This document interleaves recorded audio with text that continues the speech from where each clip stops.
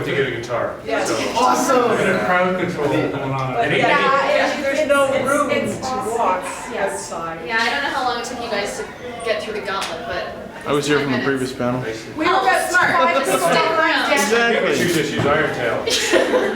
I got to pet some of the costumes as they went by, though. It was great. I'm sure that got them out of the way. Very nice. Just a quick show of hands. How many people are like musicians, songwriters already? Fantastic. Play an instrument? I'm going to put my hand up. Sing? I'm going. Sing? I sing. Okay, Everyone I sings in the sing. shower, guys. Come on. I don't consider myself a musician, though. What kind of instruments do we have in here? Guitar, Voice. piano, I have an ocarina. ocarina, excellent. So does she. my stomach like a drum. Anybody play something more unusual? I play baritone, trombone, drums, piano. So you're a band geek. Oh, and vocals. Ukulele. Ukulele's in here. Yes. Oh, no, curry and dance. Yeah. Anybody record a song and put it on a CD? Or YouTube? Or the internet, all I hate to SoundCloud. say it, but I have. Anybody sell music to their friends? Sell music to strangers? Anyone have friends who would buy it? Anybody perform their music? Perform possible. All right. I paid him to stop. I help run a Where did you make it? convention where people perform. It's true. You do. Okay, so, don't. Yes, she does. yeah, Yes, she we'll does. just introduce Yes, she does. ourselves No, I and tell you a little bit about our background and Peanut how. gallery. How's that over there? Peyton, you Filters. want to go first? Okay, we're just going to introduce ourselves now that we've all gotten to know you guys. My name is Leslie Hudson. I've been a songwriter for 20 years. I'm in a geek band with Devin. I write my own music by myself. I perform with the piano a lot of the times. We're in a rock band together. I study classical vocals. Yeah, I write and perform in as many genres as I possibly can. And I'm still working on them. And yeah, we'll start with that. Okay, so we're doing a quick introduction, let you know who we are. My name's Devin, musician here in the Toronto area for about 25, 30 years now. Sold music internationally in the States, in Europe for film and TV. Did some, right now I'm doing the live thing with Leslie, doing some crunchy metal. And you'll hear some of that today. The talk if you come by the PO room. If you couldn't get into the masquerade. Yeah, if you kick it, yeah. Yeah, you get it. This awesome concert in the Peel Room from 8 to 10 tonight. Teaching music. Geek music. And I've got a recording studio in the West End here, so. And I'm Kari. I have been not playing professionally for a very long time, or at all. But I write my own music. I perform it in Toronto at various events, and generally on the ukulele. So I write geeky ukulele music about monsters and Batman. And Geekalele. Geekalele. Yeah, Yes. I like that. And vampires. Yes, and vampires. I need to get a t-shirt that says Geekalele on it. There you go. Yes. And I actually have made Coined a new genre. Dibs and Earl! We got trapped behind a massive people. Yes, we know. We're just quickly introducing ourselves, so quickly introduce yourself. Hello, my name is Earl. Errol can't do that quickly. I'm just finished. We're gonna put you I'm Debs, this is Errol, and we are in a geek band. Called Debs and Errol. Yes. Debs and Errol. And How I've been writing eponymous. songs since 2007-ish, so geeky and non-geeky. Yes, there's a tiny guitar there. I cannot hold all of these people. I think we have a lot of Come on in. Yeah, exactly. Find chairs, there's even some in the front, we don't bite it. Yeah, they do. Fine. There's 3 seats here, but hard. They do. Can I get you to shove in a little bit just for the shot? Pretend like Thank you very much. Like each other. Okay, Errol, who are you? My name is Errol again. I write music, a lot of geeky songs. I do a lot of parody songs. I do a lot of original songs. I've done NaNoWriMo, National Album Writing Month, and I've written a lot of songs about that. I also have done FOM, February Album Writing Month, and I also have a webcomic and a weekly video cast. And a day job. And a Yeah. Nice. I do screencasts for a living. You guys know what screencasts are? It's where you take, where you record the computer screen, and I do tutorials to teach people how to do some of my work. So. Oh, I already did. Yeah. We're all good. Oh, and I wrote a musical. Yes. Yes. Yes. That counts. Yes. So I didn't mean to interrupt. So please, by all means, I'll just. We were Great. introducing Carry on. ourselves. So that's basically where we were. Yeah. These guys have also told us something about themselves. A lot of them are songwriters or. Oh, you're all songwriters? That's Yeah. amazing. Yes, we are. Every one of us. That's And cool. convention And attendant. nobody brought a guitar? Really? That's what you're here for. Yeah, that's what. Yes. Yeah, exactly. Exactly. So you guys have said what this. So this is. I guess you guys know this is the songwriting panel kind of thing, right? Did you guys discuss that? Not really, no. No. It's your job. Who's moderating? Devin, Keep talking. Errol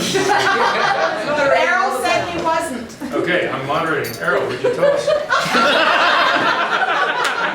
So how many people here like write songs, either to original tunes or stuff like that, their own kind of songs? Cool. So there's a lot of people that have done that sort of thing. Just raise your hand, you write songs. We did that. Now the first thing I guess I will say was very, very helpful for me was this when I talked about February album writing month, and Deb's asked me to do that like 5 years ago. And before then, I had written like, I don't know, 5 songs in my life. And I think I figured out that my output was 1 song every 2 months. And I'm thinking, that's good, I'm doing great. And then Deb said, yeah, there's this thing, 14 songs a month. And I'm like, you're mad. I am not going to do that. We haven't explained FOM. You might want to Okay. explain it. Yeah. Explain what it is. Which is, in February, people write 14 songs in 1 month. And there are a variety of different challenges like that. There's also RPM, which happens in the same month, which is record, what does it stand for? RPM stand for? Where you record an album. Same sort of idea, but it's more of a concept album. And you'll find out throughout the internet, you'll find all sorts of song fights and challenges that people do that, to challenge themselves to write songs. During February, Debs and I also judged a contest called, what was that contest? Spin Tunes. And there they would write songs, and then there'd be a panelist of judges, and then they would actually get eliminated if you're have enough thick skin enough for that. But you'd also get critiqued. Well, Can you explain how supportive FOM is? yes, no, definitely, yes. These, because it's like really supportive. So there are a whack load of things that you guys can get involved in if you're feeling to yourself, you know, how do I write more for that matter? FOM is super supportive because we all know that, you know, it's very difficult to write 14 songs in 28 days. So nobody's expecting anything crazy. Although some people write some crazy stuff that is pretty professional sounding, but then you also find someone that's really good, and all she's done is taken a camera, put it on her piano, and just sang and played at the same time and written her own songs. And everything is and it can be as high quality or low quality, but everybody is just as encouraged. Sorry, did you guys want to input anything? Oh no, I was just thinking of who that was we were talking So I think what we're saying, like I know I had really wanted to start like songwriting for a long time, for years in fact. I mean, people told me apparently I was saying this when I was 10, but it took until I found February album writing month. And basically, because you're trying to write so many songs in such a concentrated amount of time, the pressure to be good kind of flies out the window. And so we were mentioning this in the creativity panel, but the most important thing when you're writing songs is just to write them. It doesn't matter if you're good at them. You'll keep getting better. And so a supportive environment plus a deadline is really important sort of for that. And it also helps open you up to sort of inspiration that you might otherwise miss. Like the idea is that you walk down the street and you see a dog, like basically anything can inspire you. So, well, I don't know. It sort of puts you in that whole creative mindset. Could be a space dog. I wrote about cereal. It was a cat. Yeah, and what I actually did to get into the habit of writing, because I really wasn't very good when I started, was I decided to do one song every week for a year, and I really noticed as I sort of progressed that I actually got better. So it's really just about creating as opposed to waiting until you think you're good enough to create. The Jonathan Fulton approach. Yeah, the Jonathan So when you guys Fulton. came to this panel, what were you expecting, actually? Oh, I'm gonna go to the other panel. The place to sit. Place to sit, free water. Anybody? Yes? Like chord progression and stuff? Chord progressions? What style you like? Well, it doesn't matter. 1, 4, minus 6, and 5. There you go. I think that's the chord Yeah, progression, isn't it? if you're new to music, there's a thing called the circle of fifths. Yes. And you can look that up on the internet and get it in color. And basically, it explains some of the relationships between some of these chords. And it's a really good way to build a song because you know, okay, this one and these three are together, so they must work. And then you start by that one. That's pretty cool. Well, the thing is that we have similar, we have different melodies but the same chord pattern. Yep. Yeah. If you listen to a lot of music out there, Yeah. it's pretty much the same thing. You can sing along with different Absolutely. If melodies. you change the supporting chord underneath, it changes the mode of the same melody. But the problem is when you deviate from that, people doesn't like your song. It Then we depends. call it jazz. I mean, the common, the 1, 4, 5, you know, et cetera, it's pleasing to the ear, and it's easy, and it's something that we're expecting that we like. And there's some great, I mean, fantastic songs with that chord progression. When people deviate from it, there can be also some fantastic Yeah, but- songs. It depends on what you're looking for. It's pleasing to the ear that's schooled in that particular progression. Yeah, And not all cultures are. yeah. Except for maybe the pentatonic scale. Yeah. And if you want some really weird chord progressions and songs that are really familiar to us, try Christmas songs. They're They all have crazy jazzy. insane chords in Because them. they're written on the piano. Yeah, so They're if you drinking like funny stuff back then. Baby It's Cold Outside, oh my goodness, what chords do they play in Because that? piano players play chords a lot more easily than guitar Yeah, players. they do. It's just- And yeah, that's true too. It depends on what instrument you're using. If you are basing your song on, you're composing your song on the guitar, you're going to probably gravitate a little bit more towards the easier chords, at least at first. And then you're going to get the 1, 4, 5, like the G in the key of G, or, and so on and so forth. But if you play the piano, you're much more likely to go, oh, I'm going to go all over the keyboard and do all kinds of fun stuff. And you don't have to stick to chords, Yeah. right? Yeah. Especially if you're on an instrument that's like, well, piano is easy. A harp is really easy to not play chords on because you can just pluck whatever it is you want. I mean, I don't think a lot of people in here probably have harps, but as an instrument that's pretty easy to pick out a melody on, that's one. Piano's another one, right? So You when don't we have speak to- chords, do you guys know what we're talking about? Hopefully? Does anyone not know? When somebody strums on a guitar, Why don't we get out a guitar and ukulele? Break out the instrument. that Let's drown out the crowd. Uh-oh. That would be difficult. Devin, you're Devin, you're the Take most. care of my That's the Maybe challenge. not Gonna impossible. give it to the old guy. You're the old geezer. Now you guys might have seen this. It was called The Axis of Awesome does. They sing every pop song is 4 chords. Have you guys seen that? Yeah. Yes. That's what we're talking about when we say chords. There's a certain Yes. Thank you. we can admire each other's It was her instruments. birthday present, Gavin. It's a seagull. It's her So birthday when present. Kari says 1, 4, 5, this is the only music theory we're going to make you learn today. Yes. You might need to make the strap a little bigger. Longer. You can do it if you wish. It's your guitar. Go strapless. Give him the ukulele. There we go. All right, so I'm That's the on 1, 4, guitar and 5. that's So its baby. the do, re, mi, Yes. fa, sol, la, ti, do thing, the 8 notes of the chromatic scale.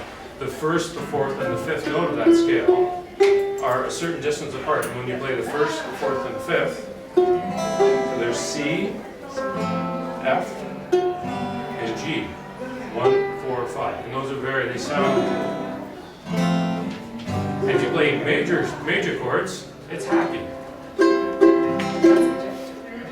Now if you play a minor chord, It's off to me. Let's have it. So doesn't have a play sound. 1, 4, 5 again. Can you play 1, 4, 5? Ba-la-la-la-bamba. Ba-la-la-la-bamba.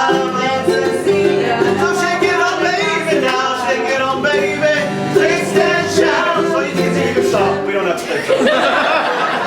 See, all those songs would fit in in that 1-4-5, not all those, I just say two, but there's a lot more than just those ones that fit within that chord progression. And you'll find the other common chord progression, if you've watched the Axis Awesome, is the 1-4 minor 6-5. That's it, right? No, that's something else. That doesn't matter. That's usually what we talk about when we're talking about chord progression. Sorry. Now, and the majority of the songs, the great thing is that, you know, if you're starting off, especially if you're starting off in guitar, and you just want to do C, F, G, or 1-4-5, is that you could probably fit a lot of different tunes within that. A lot of people have. And if you're starting off with songwriting, it can be simple. I mean, I've done songwriting contests, and I thought to myself, okay, I got no time to figure out how to write a tune to anything, so I'm just gonna choose a very common chord progression like CF5, and then just sing to it, and hopefully something will come out. Because it's a very common one that, you know, almost that is, I think it's ingrained in our brain enough that we could probably pick out a tune easily with those chord progressions. Sorry, did you guys want to say something? No, maybe we'll ask another question. Excellent question, Brady. Yes. Thank you. Other questions about songwriting? Lyric writing? Lyrics. Lyrics, absolutely. What about it? I don't have any specific questions. Talk about Just talk about lyrics. The one thing I get a lot when people first start getting serious about their songwriting, because we all write songs like a parody song taking an existing melody and music, and that's a little easier to get going because you kind of know where the song is going to go. Weird Al went pretty far doing that. And when you write original music, it gets a little tougher. And people say, "Oh, what about protecting my song? What if somebody steals my song?" And there's two things to that. One is probably not going to happen because everybody's got a specific genre that they're trying to work in, and the variety is so incredible that somebody finds your song and decides to somehow make $1 million with it. And by the way, let them do that and then go after it. It's people that are serious about music writing. They don't look around and steal something. The other thing is they talked about a thing called copyright. It's a way to protect yourself. As soon as you've recorded your song, that is a standing copyright in North America. So if you stick it if you perform it, if you got a copy on YouTube or on somebody's cell phone, that's enough. There's more you can do to legally protect your song, but if somebody really wanted to steal it, they're probably going to steal it anyway and make you come back. Like Glee. Like Glee, yeah. We all know what happened there. But the question was about lyrics. So What was the question about lyrics? It's just talk talk about lyrics. Just like how to write them, where do you get the inspiration? How do they rhyme? What's the rules? I would say that if you want to interesting about How If you want to talk about lyrics, you know, if you take a song, there's a very basic structure, usually to normal songs. So you have verses, then you'll have a chorus that repeats the theme of the song, and then verses usually support that theme somehow, right? So twist and shout, well, that's kind of, there's not very many lyrics to that thing. Just, come on, baby, come on, come on. Come on, baby, now. Yeah, okay, Puff the Magic Dragon, there you go. Okay. Sort of thing. So in other words, that's a hard one too, actually. Well, I mean, basically what the verses essentially do is tell the story and advance the story, and the chorus keeps coming back to the same idea, and it can be applied. And then when you get to the bridge, there's a twist somehow, or it resolves whatever conflict might be in the story, like "Shake It On, Baby." What a twist! It's a bridge. That's right. The bridge is just awesome. There's a lot of different styles to writing lyrics from some writers, and the reason to do something like February album writing month is to learn from other people, push yourself, and find out what works for you. Because some people, they need to have that song title, they need to have that hook. Right? That's the memorable line that you hear the first time you heard the song, it sticks in your head. And some people that write that way say, okay, here's my hook. So everything in the verse has to point to that. So that when you get to the chorus, basically your songwriter is saying, and that's why I say, and then you deliver the payoff. You know? Yeah. For example, another, you know, it's more apparent when you do story type songs. You guys know Harry Chapin? He sang Cats in the Cradle, you know, all that sort of stuff. His style especially, it's the whole long story ballad. It's going to teach you more about how you feel awful about yourself. Bananas Yeah, doesn't do different that. things like that, you know. And then you can have some crazy jazz stuff that you don't know what they're talking about. They're just going bebop, bebop, bop, and bop. So And it really does depend on the style. it does depend on the style. Yes. Do you have anything about like rap lyrics? Ooh. Now that's very, that's all about very, yes. Yeah. That's all about cadence and where you put the stress, right? Like the words themselves don't matter as much as the pattern of sounds they create. So And when as you you're, can probably tell, we're not exactly rap experts. Yeah. The Asian one might be, no. But we have done some. Adam Warlock. and slam poetry and all of that, right? It's all about Quick, someone it's call all nice about the Peter. rhythm you create with your vocals. So you have to think about So it doesn't where you have to put the make stress. sense. Well, making sense It makes it doesn't more have clever. to. It doesn't have to make like it's not Doesn't a have to. story, right? It doesn't have to be Say a random story. words. Well, you use filler phrases. Yeah. You use filler phrases, Yeah. right? To fill in the where there's space in the cadence, like where there's something missing, you need a. I mean, that happens in rap all the time. Yeah. I'm sorry, I'm a medievalist, so I'm going back to the Middle Ages now, because it really does, no, really, that's the way. rap? Basically, yes. Chaucer. No, before Chaucer, Beowulf, but back in the time of the Old English period, that's the way we wrote songs. It would be the Old English poetry. Nu we shall on herring in heaven reaches where to his victis and his it was all rhythm. And that rap is in the same tradition. And it was all filler phrases. I mean, you just stick the filler phrases in, but you still tell the story. Yeah. And you continue the story that way. And that's what rap basically does. Yeah. It tells a story, but it does it with formula. And that's not a bad thing. It's not a bad thing. Very useful. It's a hook. Like it's easy. I find it. Well, it can be easier to write those kinds of lyrics if you focus on the right thing. If you try to tell a story traditionally, it's not gonna. Yeah. hard to do. But the rhythm becomes all important because it's what drives the song. So the syllabic sort of emphasis actually doesn't just apply to rap, it applies to sort of any lyric that you're writing. Because what you want to do when you're putting music to lyrics is kind of try to do it in a way that sounds natural. So let's say if you have the word, emphasis, so the emphasis is on the first syllable, but if you sang it and you really highlighted the last syllable, so if you were going emphasis, then it would sound kind of unnatural. So as you're writing your melody and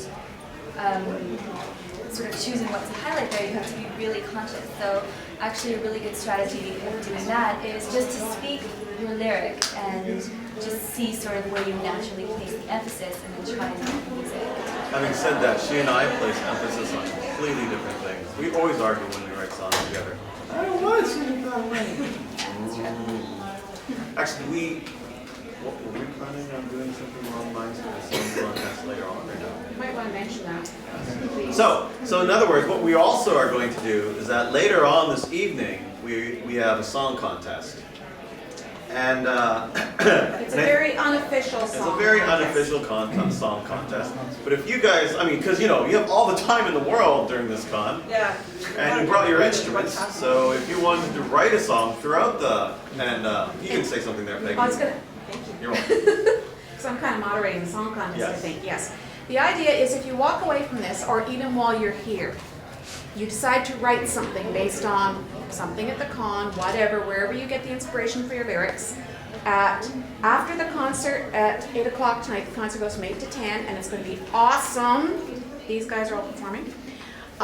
If you want to come and perform your song, to sing it, what have you, just speak the song if all you've got is lyrics, to a room full of very welcoming and supportive individuals. Please come to the song contest. And the winner of what you win is the praise and acclaim and positive criticism of the people who are in the room. And eternal fame and glory. Yeah. And eternal fame and glory. And if we decide there's an overall winner, we might try to talk someone into knitting a Totoro shaker for No, you as a that's not prize. gonna But okay, but that's what the song contest is about. So if you feel inspired or motivated from this panel to go and do something, please by all means come and share it later.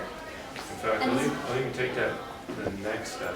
Please. If you find that you'd like to get started on a song, you have an idea, and you wanted to write, and with any of us, I mean, we'll split up and we'll sit there and kind of help Yeah. How folks want to do that, we do that all the time. And we'll have our instruments from the concert, so. And my ears will be ringing. Yeah. Yeah, because you brought like Yeah. 2 amps for your electric guitar? Yeah. The Is it bass, possible electric to guitar, Backup keyboard. musicians, you want? Yeah, the backup musicians are up here, so you'll have an awesome band. Yes. Question? But just a thought, do you find it easier to write the music and then fit lyrics to it, or to have the lyrics and then fit the music to it? That depends on the person. Totally Yeah. different. Okay. And the day. Yeah. There's some people who go back and forth. I sometimes, yeah, find it's both. Sometimes the lyrics will come immediately, or sometimes the lyrics will be attached to a melody right away. Often the chorus or the refrain.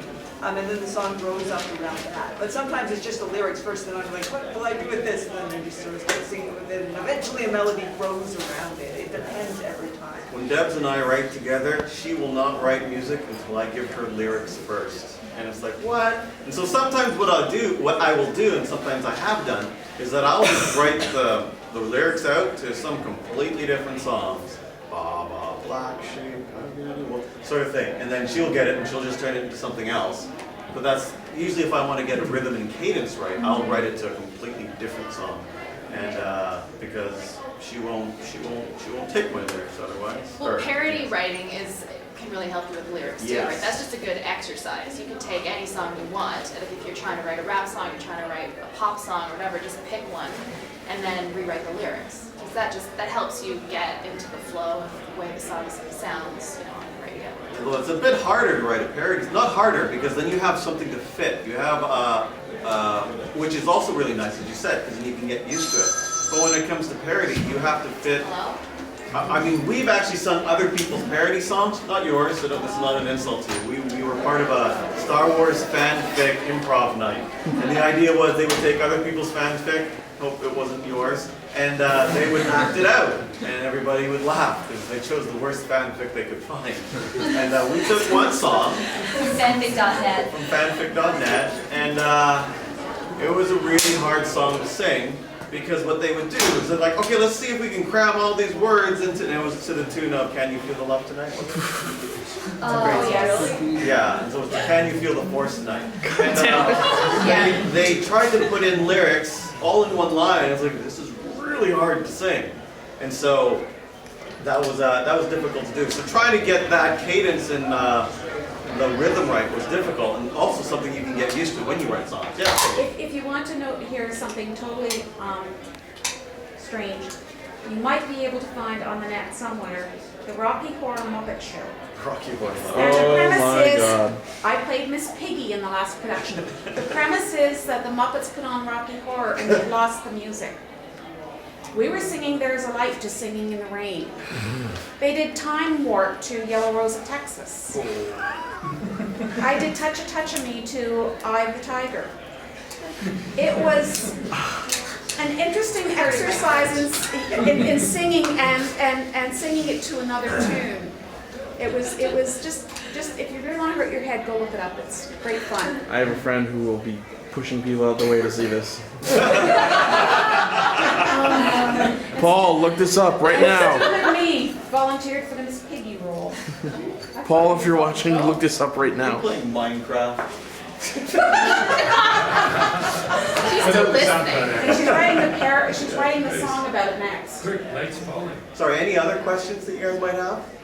Yes. The problem that I'm having right now is that when I'm of the style where I'll play the melody and then I'll make lyrics afterwards. Yeah. The problem that I'm having is that I have no idea how to add more depth to the music. Because what I mean by that is I keep playing the same 4-chord progression and then I just repeat it. And then I make a bridge because I change the words to it, and I make a chorus because I just sing the same thing I sang a while ago. Yeah. Yeah. But I don't actually make it with the songs, and I don't know how to translate that. You know what I'm sorry, go ahead. Something I actually like doing is, because you can do something sort of with the emotionality of the music. So something I like to do is that, let's say I'm singing about falling, then maybe I'll actually make my melody line fall as I'm falling.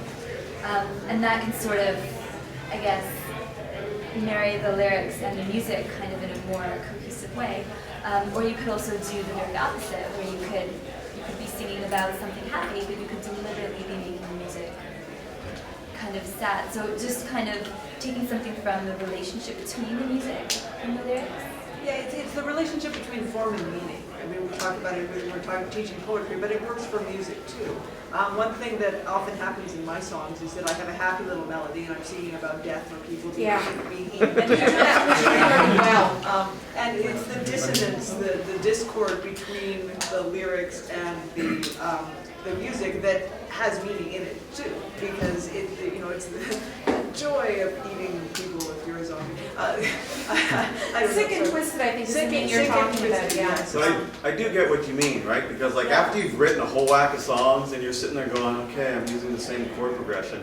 What you can do, what I've done, is I'll just go to another person's songs and I'll see what chords are you using. Like I'll go to a jazz song and I'll find what crazy chords they're using. It's like, oh look, I've never used that chord in this chord progression, and I'll try and fit it in somehow. Just experiment. For like, especially when you go to like musicals, they got crazy chords in a lot of those songs too, or even Disney songs for that matter. If you go take a look at Part of Your World or Can You Feel the Love Tonight, those aren't simple chords that they're using in there. They're using a vast majority of, but they make it sound normal, which is really interesting, right? So as I said, when I wrote my musical, I wanted to make it sound like, well, like a musical, how they all do weird things and they change chords like crazy, but they still make it sound normal.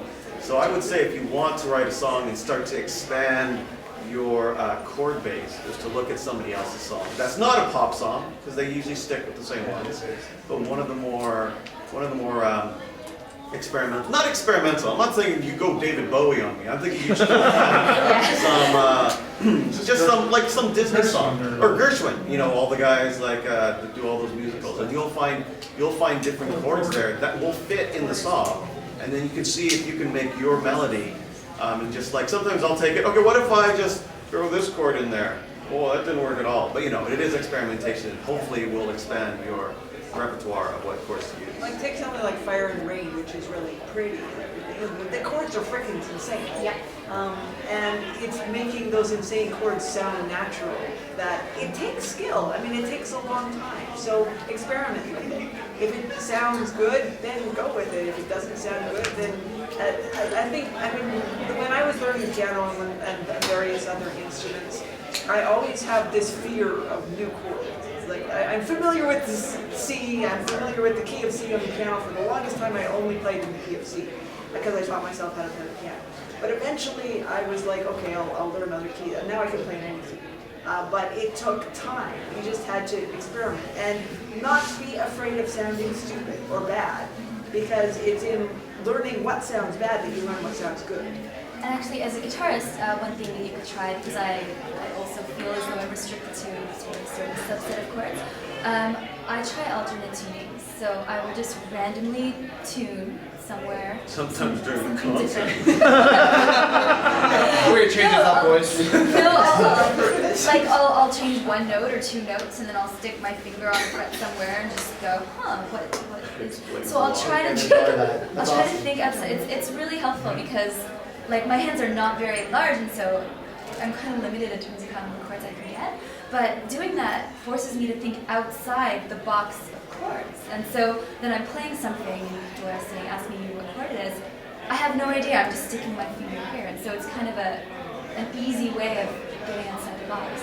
That touches on something I've wanted to say since the beginning of this panel, is that we're talking about the rules, and the rules are important, and the fundamentals are important, but really, some of the best songs, especially ones that mean something to you, even if they may not be the most popular songs on the planet, are the ones where you break the rules. You don't have to. The foundations are great. Like learning theory is great. All of that stuff, learning the scales, as much as I hated learning scales, I'm so glad I did. And all of the intervals and everything else the relationship between notes, great. That stuff is great. And learning the traditional way to construct a song, the way you tell a story, the way the verses are constructed, what the bridge is for, fine. But you don't have to follow those rules. You really don't.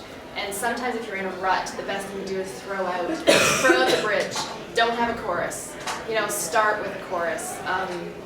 Start with some kind of strange intro. Change keys in the middle of the song. Just do something that shakes it up a little bit, just to explore your own creativity and what your own limits are. If you know the rules well enough, there's no problem with breaking them, because you know why you're breaking them, exactly, how to break them well. That's why I didn't say it at the beginning of the panel. Learn the rules first and then. Yeah, all this stuff I'm about to tell you, ignore all that. But no, don't ignore it. Do it first, then break the rules. But some well-respected musicians have done that. Joni Mitchell was known for having odd tunings on her guitar. And look at all the time. And look at her songs. Her body of work is amazing. You know, you get people that maybe can't play guitar very well for whatever reason, or people who for physical reasons can't play guitar very well, but they still did it, and they did it their way. That doesn't make it any less valid. They just learned how to deal with what their way was and how to play, to work around what they could do. Does that make sense? Other questions? Do you know what genre are you writing? What style?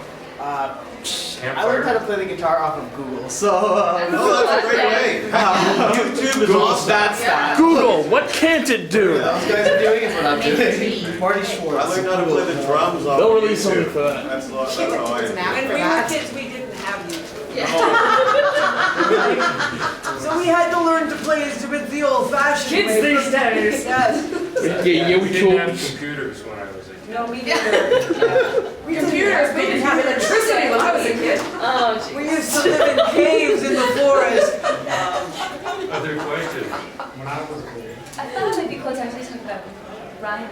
And how do you guys, I cheat at rhyming. I just go on the internet and I just find any word I can that rhymes with it. But however, Rhyming dictionary. that's why they're there, because you know I can either A, go through in my head, A, B, bat, C, cat. That's not a word. Or I could happily. One thing you can do though, if you don't worry too much, is that there are some words that sound really alike and people can't tell that they're not. I can tell. I know So people can can I. tell. No. But if you go for like light and no, that's not a good example. But they're like he near rhymed, rhymes. we were working on a parody and he rhymed anything and everything and I No, was that's just what. like, No, I didn't like that one. No, I'm talking I'm about not. other ones when you don't have the when it's close enough. Assonant? When they're Neat and assonant. neat, yeah, sort of thing. So you just got the vowels agree. Yeah. Yeah. Vowels are agreeing and you don't have to worry about the last consonant. You And, get but it. sometimes a consonant, at least they're hard consonant, you know. So if you have or neat and knee might fit because you can barely hear the consonant near the end, So sort of the thing. Depends on how you sing them too. Yeah, it depends how you sing it. So the interesting thing about rhyming is that you can actually play with people's expectations because everybody is expecting you to go, no, there was a cat and there was a bat and there was a hat. But no, you know what I mean. But you can play with people's expectations by going, okay, cat, bat, hat, guitar.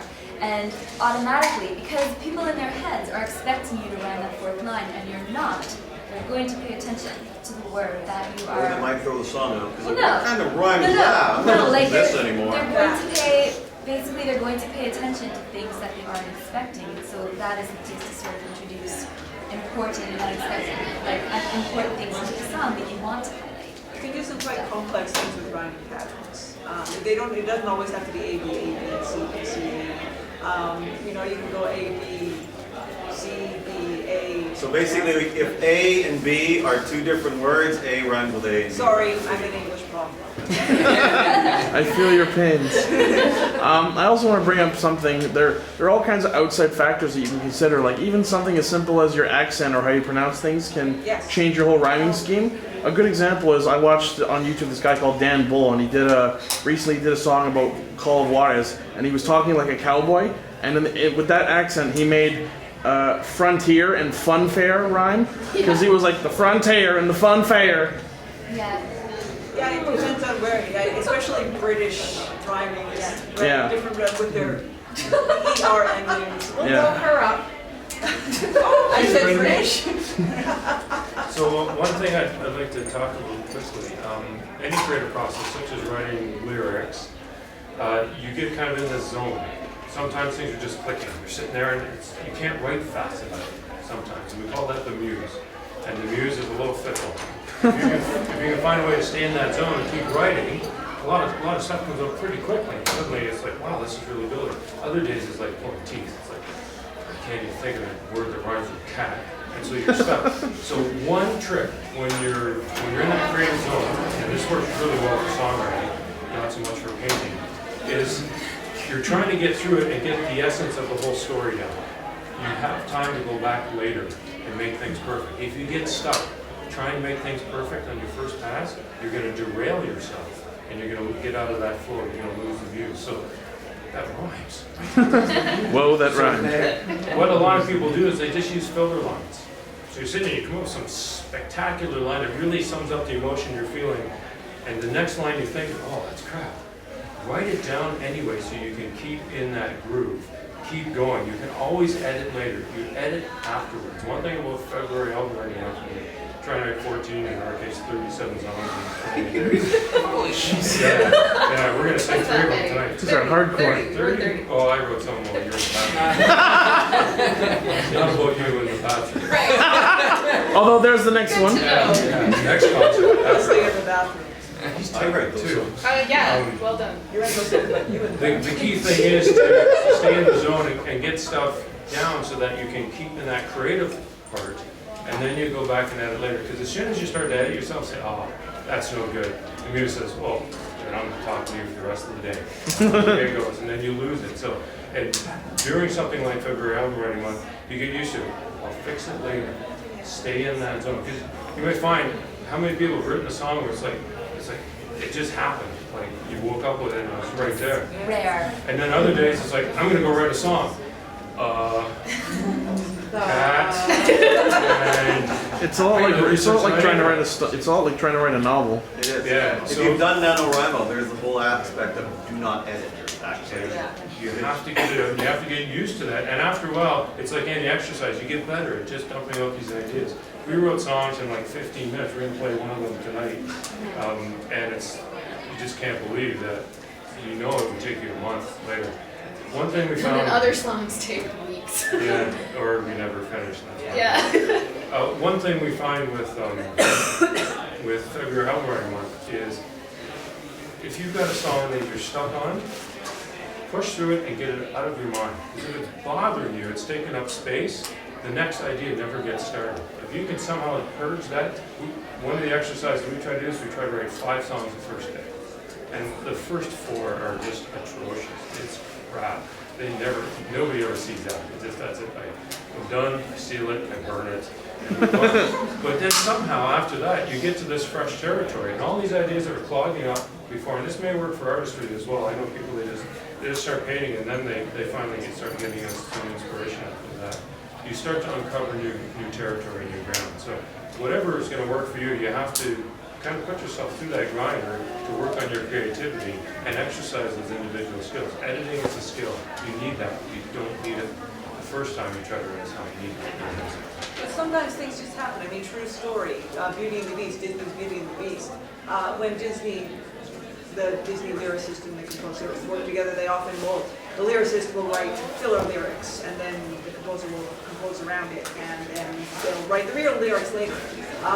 The lyrics for the song Gaston in Beauty and the Beast, those were filler lyrics, but they turned out so well that they just went, okay, let's just keep them. Sometimes it just happens. Sometimes it doesn't. Sometimes you really have to work at it. But the more you work at it, the more it will Accessible flow. it becomes. Yeah. It's a trained skill. Another strategy that I found that can kind of make the process seem less intimidating is brainstorm. So if you have an idea, write down whatever comes into your head. Don't center it. Just take a piece of paper, write down everything, whatever adjectives, nouns, story, anything. And then when you go to put it into lyrics, you can kind of just draw from that. And so brainstorming is just this way of being completely uncensored. And also do write it down immediately, because if you think that you're going to remember it later, you're probably wrong. Yeah. I cannot count how many ideas I've lost because I didn't write them down immediately. You're like, oh, this is such a brilliant idea. I know I'll remember it in an hour, and then it's Yeah. just gone.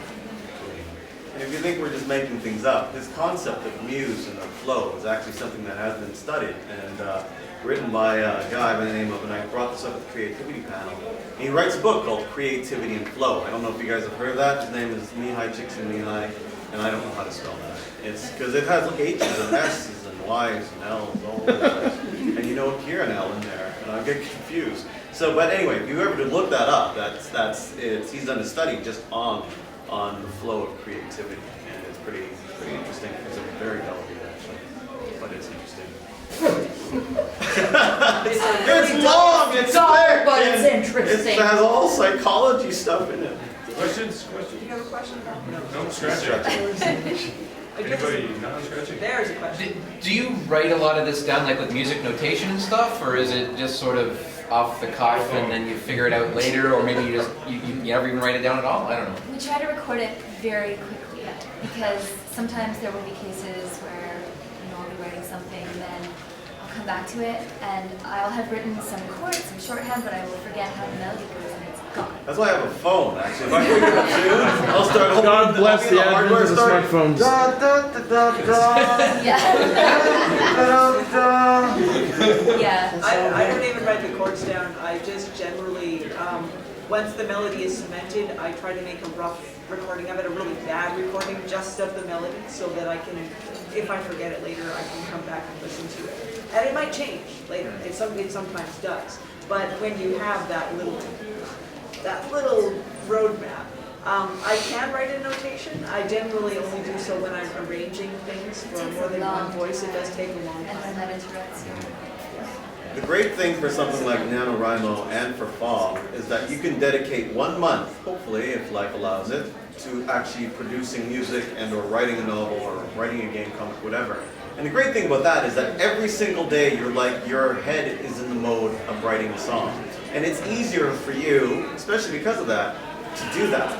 As opposed to, oh, thank you, that is how. See, I told you that's a hard name to spell. Sorry, she just looked at me. No, he did. Do you want to give us the spelling on that?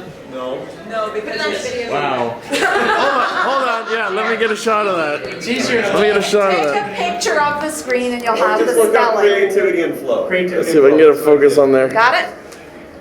There it is. Okay, you got it. And that's what I learned when I did Palm and Holy Toledo. NaNoWriMo. Being almost containing myself just to every day working on a song or working on a novel or something that helped the flow actually. There's As the opposed to phone. like, oh, I can work on it next week. And then of course I don't. Something like that. So exercises like that, actually, I mentioned this before in the creativity panel. I think creativity can be practiced.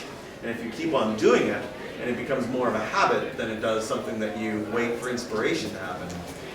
Then, yes, it's a discipline, yes. Well, I'm one of those people that has sworn for years that I cannot write a song to save my life.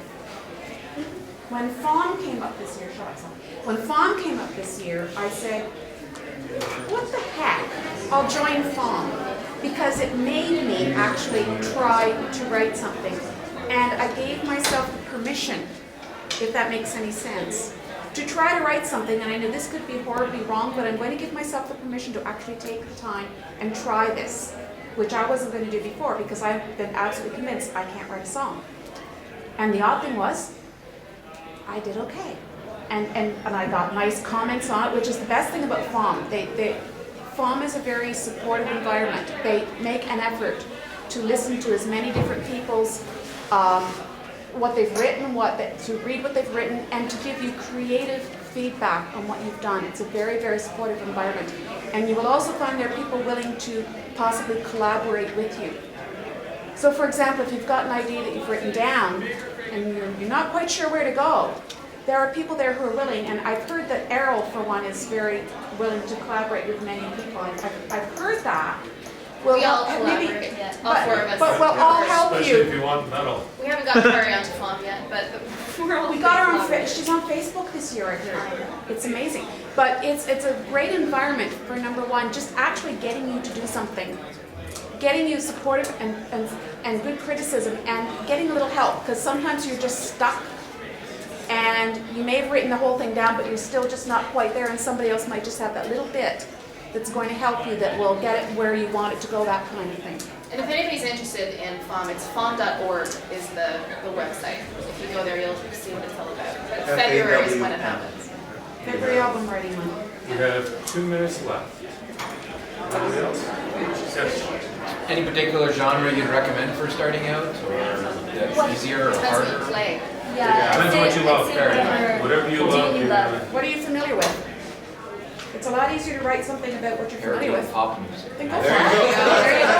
There you go. Yeah. Listen to Weird Al a lot. Yeah. Yeah.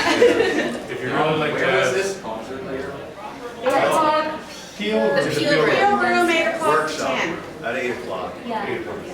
Yeah, and as we said, it would be really neat if any of you want to work on anything. Yeah, We're more than happy Is to it 10 write. o'clock? Let's Or write bring songs. songs you've already written. Oh, I have yeah. songwriting's at 10. We'll have a bunch of them. And at 11, or immediately after the songwriting, there's something called open filk. And I'm sorry, but I'm going to talk about this very quickly now. Filk music, quickly speaking, filk music is simply like the folk music or music written about geeky subjects. It started about with people at science fiction conventions starting to write songs about the science fiction that they were there to celebrate, like the books and things. So it got its own name, filk, and that's what filk music is. So at 11 o'clock, after the songwriting contest, at 11 o'clock there's something called open filk, where we just sit around in a circle and we sing to each other, or to whoever wants to listen. Sounds magical. And you're all welcome. All welcome, Songs are big with or without instruments, whatever. Presentation optional. Some people read poems. We won't Yep. laugh at you. I'll laugh at them. That's about it. Yeah, he laughs at everybody. We And won't we all laugh laughed at Errol, so just so you know. Right, so I think that's everything. We gotta wrap it up. Yes. Thank you so much for Thank you coming. very Have a much. good night.